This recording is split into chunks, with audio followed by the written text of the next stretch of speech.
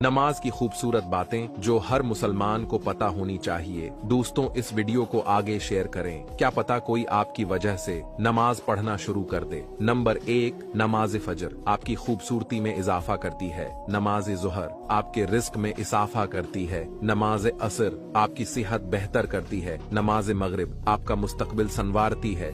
नमाज इशा हमें सुकून की नींद सुलाती है। नंबर 2, जो नमाज को अहमियत नहीं देता उसे मरते वक्त 3 सजाएं मिलती हैं। नंबर 1, जिल्त की मौत मरता है। नंबर 2, भूखा मरता है।